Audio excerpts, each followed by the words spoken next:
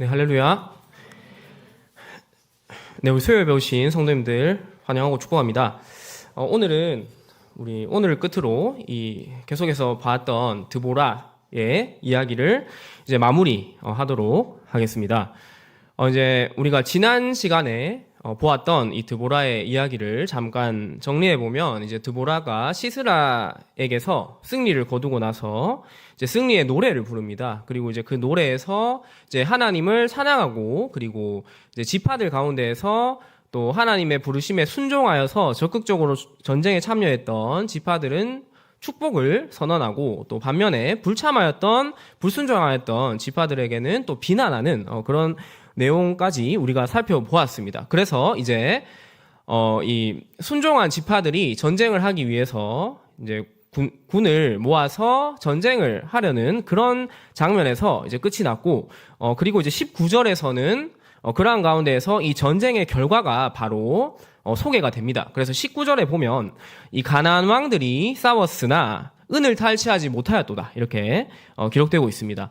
여기에서 이제 이 4장에서 그 이야기 부분에서는 이제 이스라엘의 적이 가나안 왕 야빈 한 명의 왕이었고, 또 군대 장관인 시스라였는데, 이 노래에 와서는 이제 가나안 왕들이 또 연합했다는 그런 부가적인 설명을 해주고 있습니다. 그래서 적들이 더욱더 강한 모습으로 이제 맹공을 펼쳤으나 결국 아무것도 얻지 못하였다는 것을 이제 강조하고 있습니다. 그렇다면 이들이 이렇게 실패한 이유가 무엇일까요? 이제 앞에 있었던 절들을 생각해 볼 때 전쟁에 참여한 지파들이 이제 목숨을 걸고 사투를 벌였기 때문에 그들의 이 저항 때문에 이들이 패배했다고 생각할 수도 있습니다. 그러나 현실적으로 이 노래의 여러 부분을 살펴보면 사실 이 전쟁을 위해서 모인 이스라엘 백성들은 무기도 제대로 갖추지 못한 그런 오합지졸과 같은 자들이었습니다. 그저 하나님의 명령에 순종하여서 나았을 뿐이었던 것이죠. 그래서 이제 이 부분에 대해서 이 5장 8절의 말씀에 보면 이제 이 이스라엘의 그 전력이 나와 있는데, 5장 8절에 이렇게 되어 있습니다. 그때에 전쟁이 성문에 이르렀으나 이스라엘의 4만 명 중에 방패와 창이 보였던가? 라고 하면서 이 전쟁을 하기 위해서 모였지만 준비되지 않은 그런 상황을 말하고 있는 것이죠. 그렇다면 단지 이 용맹함과 또 목숨을 걸었다는 그 사실만으로는 전쟁에 이길 수 없었을 것인데, 어떻게 이 적군을 이길 수 있었을까요? 더군다나 4장에 보면 이 적군들은 최신 철병거를 가진 그 막강한 군사력을 가진 연합군이었습니다. 그런데 어떻게 이길 수 있었을까요? 그것은 바로 이 여호와 하나님의 기이하신 도우심 때문이었던 것입니다. 그래서 이제 하나님이 가나안 군대를 물리치신 그 방법을 살펴보면, 이제 4장의 기사에서 4장 15절에 보면 단지 하나님이 온 군대를 칼날로 적들을 혼란에 빠뜨려서 이제 시스라 군대를 물리쳤다고 하시는 장면이 나옵니다. 그래서 이 4장 15절 말씀을 우리 같이 한번 읽어보겠습니다. 시작.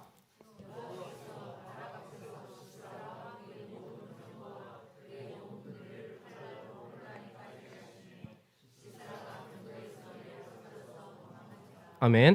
네, 그래서 이제 4장에 나왔던 그 이야기 부분에서는 이런 식으로 조금은 추상적으로 단지 군대를 혼란에 빠뜨리셨다, 이렇게 말씀하고 있는데, 이제 이 5장에 나오는 이 노래 부분에서는 그 구체적인 하나님이 빠뜨리셨던 혼란이 무엇인지가 나오고 있습니다. 그것이 이제 5장 20절과 21절 말씀에서 볼 수가 있는데, 우리 5장 20절의 말씀도 같이 한번 읽어보겠습니다. 시작.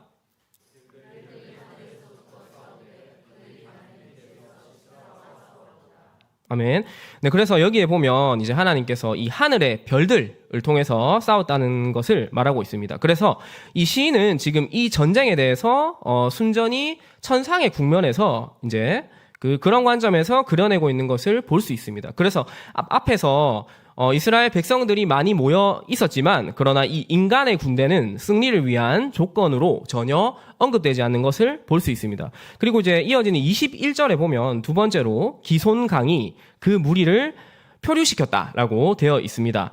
그래서 이 두 가지를 종합해 보면 이제 하늘의 별들, 그러니까 이 천둥과 번개를 통해서 이제 어떤 기상 현상을 통한 이 자연재해를 하나님께서 내리신 곳이고, 또 그러한 번개와 천둥이 폭우를 동반하여서 이 폭우로 인해서 기손강이 범람했던 것입니다. 그래서 이제 원래 지금 이 가나안 군들이 싸우려고 했던 기손강 부근은 평평한 평지의 땅이었습니다. 그래서 이 평평한 땅은 철병거가 활약하기에 더할 나위 없이 좋은 장소였기 때문에 이제 이들은 여기에서 승리를 장담하였을 것인데, 그러나 예상치 않게 폭우가 땅을 적시면서 이제 땅이 질퍽하게 된 것입니다. 그러다 보니까 질퍽한 땅에서 시스라의 철병거는 움직일 수 없고 무력화된 것이었죠.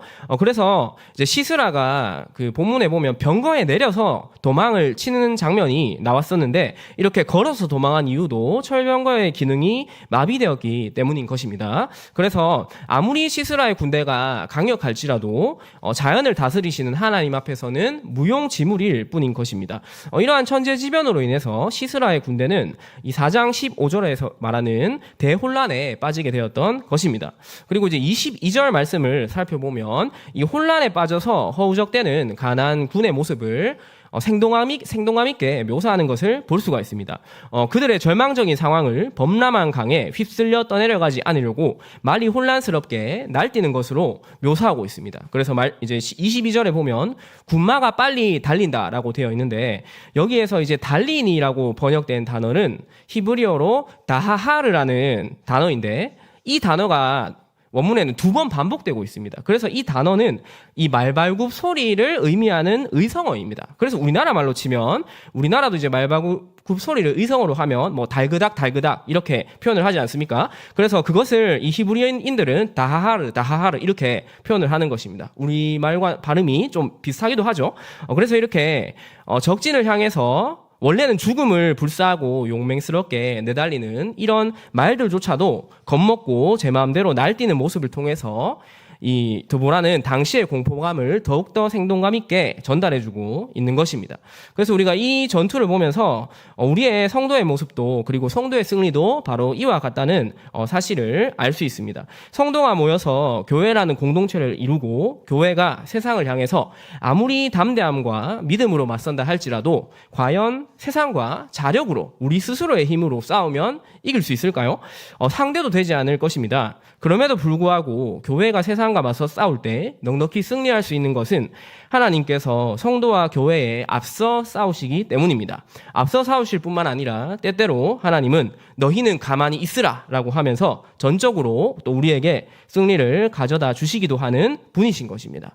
그렇습니다. 이 성도에게 승리를 주시는 분은 오직 하나님이십니다. 이 사실을 기억할 때 우리는 담대하게 세상과 맞서 싸울 수 있고, 또한 우리가 승리하였을 때도 나의 열심이나 공로가 있었음을 자랑하거나 거들먹거릴 수 없고 오직 하나님께만 기쁘게 찬양할 수 있는 것입니다. 이러한 믿음으로 모든 상황 속에서 승리하는 우리 성도님들 되시길 축복합니다. 네, 그리고 이어서 하나님은 이처럼 기손강을 이용하여서 승리를 하셨고, 그리고 물을 통해서 이 백성들을 구원하신다는 것은 사실 5장 4절에 이 하나님이 임재하실 때 이미 예고되고 있습니다. 그래서 우리 5장 4절의 말씀을 같이 한번 읽어보겠습니다. 시작.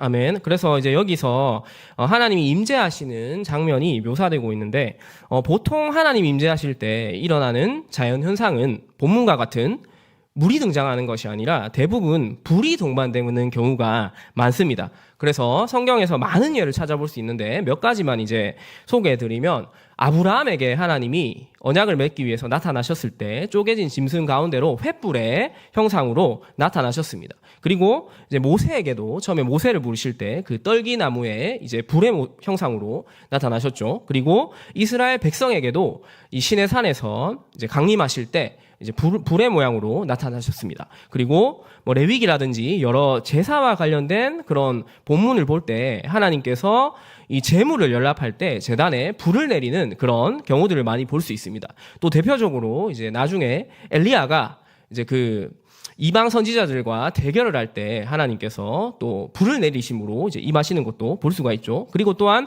심판하실 때도 마찬가지로 하나님은 소멸하시는 불로서 백성들을 불로 태우는 그래서 레위기의 나답과 아비후의 그런 잘못된 제사에 대해서라든지 아니면 민수기의 고라당이 반역하였을 때 이렇게 불로써 심판을 하십니다. 그래서 이런 식으로 하나님이 임재하실 때는 대부분 불이 함께 동반되고 또한 구름도 물론 이 본문에서처럼 동반되기도 하지만 구름이 나타나는 것은 비를 내리기 위함이 아니라 보통 이 구름을 통해서 가리워진 하나님의 임재의 신비로움을 나타내는 것입니다. 그런데 방금 살펴본 이 5장 4절에서는 하나님이 현현하실 때 특별히 물을 동반하시는 것을 볼 수가 있습니다. 그리고 이것은 바로 물을 통해서 지금 특별히 역사하실 것을 예고하는 것입니다.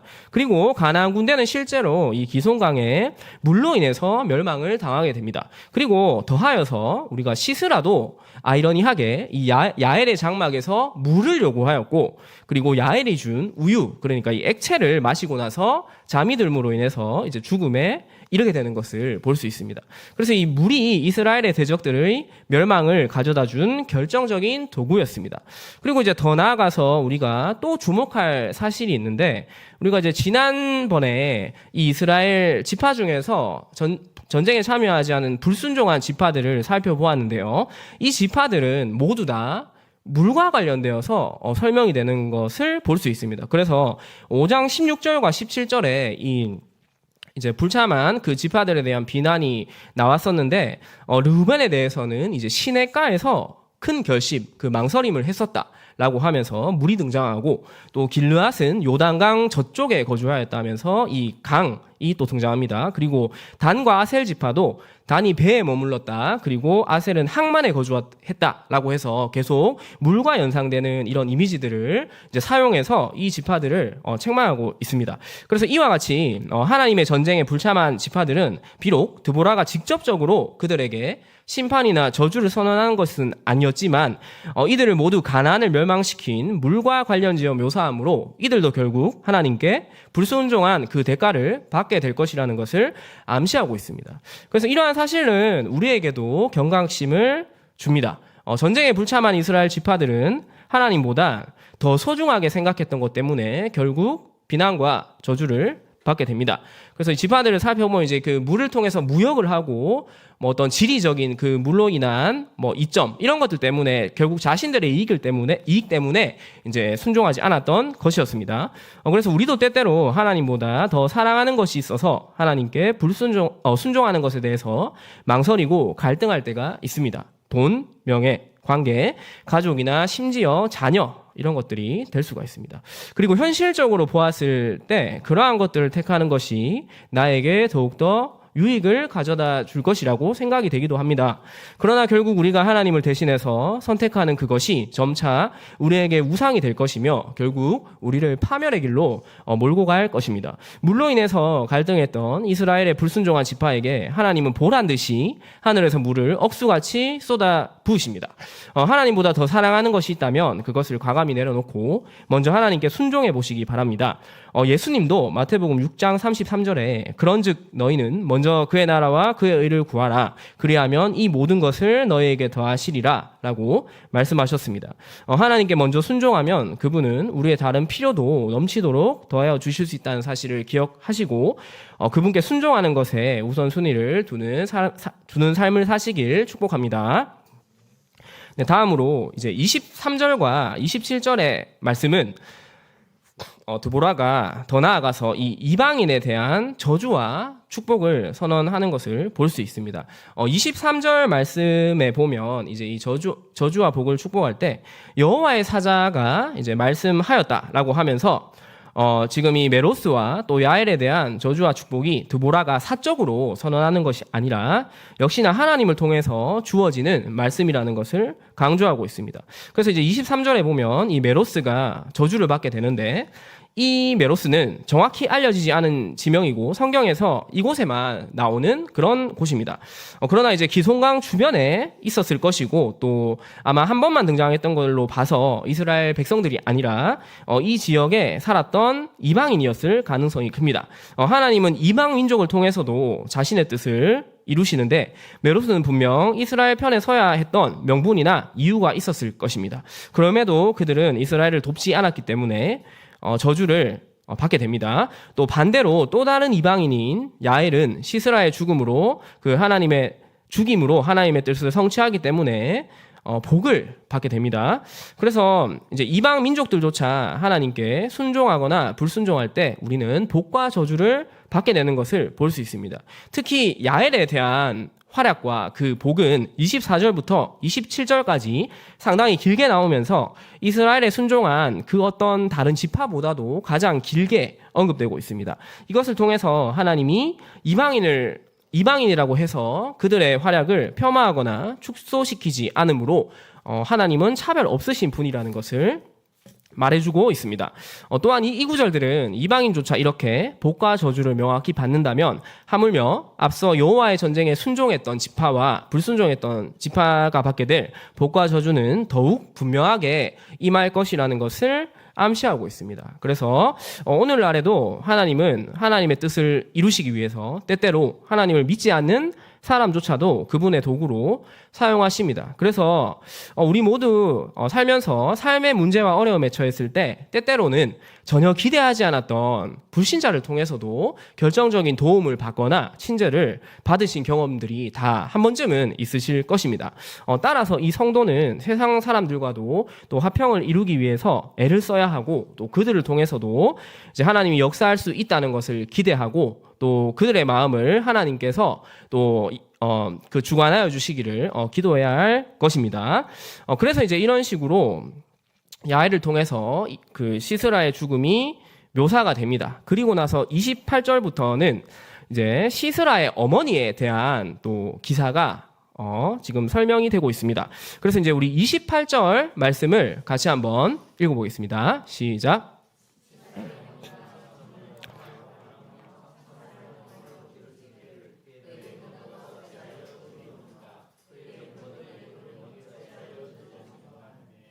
아멘. 네, 그래서 여기에서 이제 시스라의 어머니가 부르짖고 있는데 보면 부르짖기를이라던가 아니면 어찌하여라는 단어를 통해서 지금 이 시스라의 어미가 굉장히 불안해하고 있음을 알 수 있습니다.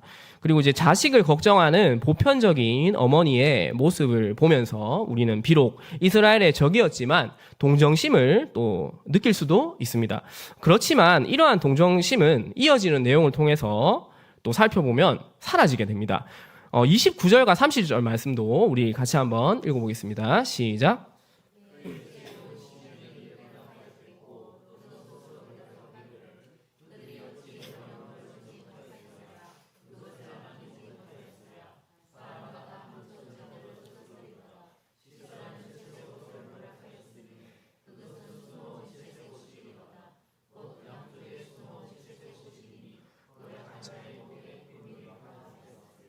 아멘.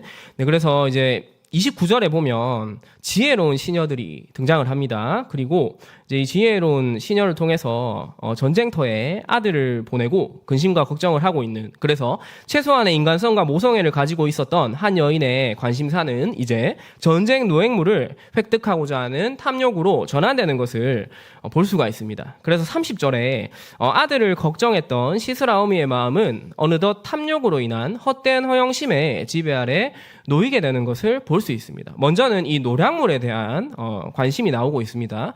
그래서 이 말씀을 살펴보면 이 탐욕이 점점 커지는 것을 볼 수 있습니다. 처음에는 단순한 노략물이라고 이제 되어 있는데 뒤에 보시면 이제 채색 옷을 노략한다라고 하면서 이제 이 노략물이 좀 더 구체적인 대상으로 발전하게 되고 또 이 채색 옷이 좀 더 뒤에 가면 수놓은 채색 옷이라고 표현이 됩니다. 그리고 나서 또 마지막에는 보면 양쪽에 수놓은 채색옷이라고 해서 이 탐욕이 점점 커져가는 것을 묘사하고 있습니다. 그래서 결국 이 본문을 통해서 세상의 지혜라는 것, 이 지혜로운 시녀들이 지금 조언하는 것들은 결국 헛된 허영심인 것이고 또 현실에 대한 감각을 마비시키는 그런 헛된 망상만을 추구하게 하는 것이었습니다. 시스라의 어미는 더디오는 아들에 대해서 직감적으로 불길한 마음을 느꼈으나 이 세상에 타락한 지혜가 그 분별력을 흐려놓게 하고 결국 그 마음은 탐욕에 빠지게 되는 것을 보게 됩니다. 그리고 이제 두 번째로 또 이 지혜로운 시녀라는 자들은 이제 이 어미에게 한두 처녀를 얻었으리로다라는 말을 통해서 또한 이제 이 여성을 이제 포로로 또 취하는 그런 것들을 이제 또 상상하게 합니다. 그래서 여기에서 이제 처녀로 번역된 단어는 사실 여인을 뜻하는 그 히브리어 이샤라는 보편적인 단어가 아니라 자궁을 의미하는 라함이라는 단어입니다. 그래서 여인을 표현하는데 이 자궁이라는 단어가 쓰여졌다는 것은 한마디로 여성을 한 인격체로 보는 것이 아니라 성적 놀이개로 이 비하하는 굉장히 폄하하는 표현인 것입니다. 그런데 충격적이게도 이 표현을 지금 같은 여성인 시스라의 어미가 쓰고 있다는 것입니다.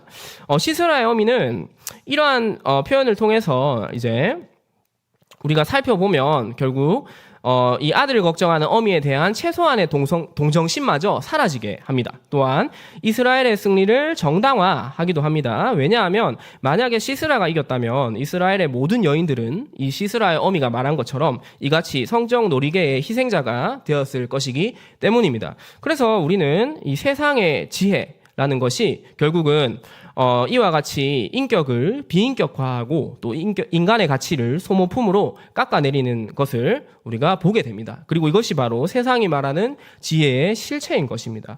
그래서 우리는 이 지금까지 본문을 통해서 두 여인의 외침, 그러니까 드보라와 또 시스라의 어머니죠. 이 외침 가운데 어느 쪽에 귀를 기울일 것인지를 선택해야 합니다.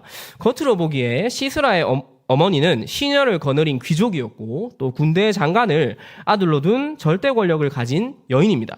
그럼에도 이 어미는 이스라엘의 어미인 드보라와 비교해보면 상당한 아이러니함을 우리가 발견할 수 있습니다. 먼저는 드보라는 자신의 나무 아래에서 그리고 전쟁이 일어났을 때에도 전쟁터에 또 누비면서 바깥에서 적극적으로 활동하고 있습니다. 그러나 시스라의 어머니는 우리가 살펴본 것처럼 안전한 자신의 궁 안에서만 머무를 뿐이고 또 창문 너머로 바깥을 바라보고 있을 뿐입니다. 그래서 이걸 통해서 우리가 누구의 모습이 더 자유로운지 생각해 볼 수 있습니다. 그리고 두 번째로 이스라엘의 어미는 억압에 시달리는 백성을 구하기 위해서 일어납니다. 그런데 반면에 이 시스라의 어미는 아들이 억압을 통해 얻는 노획물을 그저 기다리고 있을 뿐입니다. 누구의 모습이 더 적극적으로 느껴지십니까? 그리고 세 번째로 드보라는 자신의 주변에 이렇다 할 지도자가 없었습니다. 그럼에도 불구하고 승리할 것을 알고 있었습니다.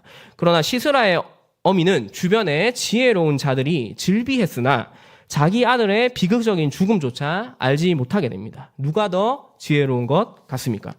마지막으로 이스라엘의 어미는 긴 승리의 노래를 이 5장 한 장에 거쳐서 노래합니다. 그러나 시스라의 어머니는 불안한 부르짖음만 지금 외치고 있을 뿐입니다. 이 모습을 통해서 누구의 모습에 더 기쁨이 넘치는 것처럼 보이십니까? 이것이 바로 하나님의 백성과 세상 권세자의 삶의 차이인 것입니다. 세상에서 가진 것 많고 높은 위치에 있는 자라고 할지라도 그들의 삶에는 자유로움이 없고 불안함이 있습니다. 반면에 하나님의 백성에게는 기쁨과 자유함이 있는 것입니다. 두 어미의 외침 중 어떤 소리에 귀를 기울이실 것인지 그 선택은 우리가 스스로 해야 할 것입니다. 그리고 이제 끝으로 이 드보라의 노래의 마지막 31절이 나오는데 여기에는 이제 최종적인 원수에 대한 저주와 또 주의 백성에 대한 축복을 선언하면서 이제 노래가 마무리됩니다. 그런데 이 노래로 드보라의 기사가 맞춰지는 것이 아니라 이 부분 뒤에 이어서 보면 그 땅이 40년 동안 평온하였더라라는 내용이 덧붙여서 나오는 것을 보게 됩니다. 이 내용은 사실 5장에서 이 드보라의 노래가 시작하기 그 전, 그러니까 4장 이야기에 그 기사의 마지막 9절 끝부분에 위치하면 더욱 자연스러운 것이 됩니다. 그래서 4장 끝부분이 이스라엘 자손의 손이 가나안 왕 야빈을 점점 더 눌러서 마침내 가나안 왕 야빈을 진멸하였더라라고 끝나는데 여기에 그 땅이 40년 동안 평온하였더라 이렇게 사실 이어지면 더 자연스러운 것이 되는 것이죠. 그런데 이 마지막 문장을 이 저자는 드보라의 노래 뒤에 위치시키면서 드보라의 노래가 지금 이 4장의 이야기 기사 안에 의도적으로 포함되도록 한 것이라는 것을 우리는 알게 됩니다. 그렇다면 성경의 저자는 왜 다소 깔끔하지 않아 보이는 이와 같이 내용을 구성하였을까요?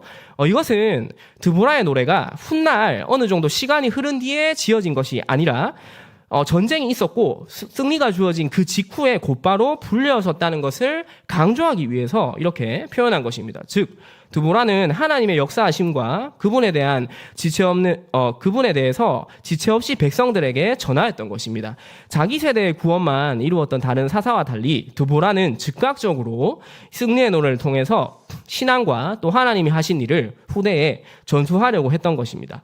이와 같이 우리는 기회가 있을 때 하나님을 전하고 또 은혜를 나누고 또 사랑을 표현해야 할 것입니다. 때로는 시간이 우리를 기다려주지 않기 때문입니다. 그래서 이것은 끝으로 이제 제가 지난주에 또 느꼈던 그런 마음들을 나누면, 이제 지난주에 우리 또 사랑하는 김수희 집사님께서 주님의 품으로 돌아가셨습니다. 사실 김수희 집사님이 올해 들어 몸이 안 좋아지기 시작하셨을 때 저는 꼭 한번 격려와 응원의 말을 하고 싶었습니다. 제가 섬기고 있는 청소년부 부서의 학부모님이시기도 했기 때문에 그렇습니다. 솔직히 말해서 우리는 누군가에게 마음을 표현하지 못하는 것이 시간이 없어서라기보다 용기가 없어서 다음으로 자꾸 미루기 때문인 경우가 더 많은 것 같습니다. 그러다가 이번 어버이 주일에 제가 사역하고 있는 청소년부 부모님들께 편지를 한 통씩 다 써서 드렸었는데, 저는 이 어버이 주일이 김수지 집사님께 마음을 표현할 수 있는 기회라고 생각했었습니다. 그러나 집사님의 몸은 어버이 주일이 다가올수록 점점 악화되었었고 저는 초조해지기 시작했습니다. 부디 어버이 주일이 속히 오고 병세가 더디 악화되기를 계속 기도했었습니다. 그러나 끝내 집사님께 저의 마음을 전할 수가 없었습니다. 그래서 우리 성도님들은 저와 같은 실수를 반복하지 않으셨으면 좋겠습니다. 우리의 주변에 하나님의 사랑이 필요한 지체, 하나님의 위로와 격려가 필요한 지체, 그리고 감사를 나누고 싶은 지체가 있다면 지체 말고 고백하시기 바랍니다. 이것이 바로 드보라의 이야기를 통해서 제가 성도님들께 마지막으로 드리고 싶은 말씀입니다.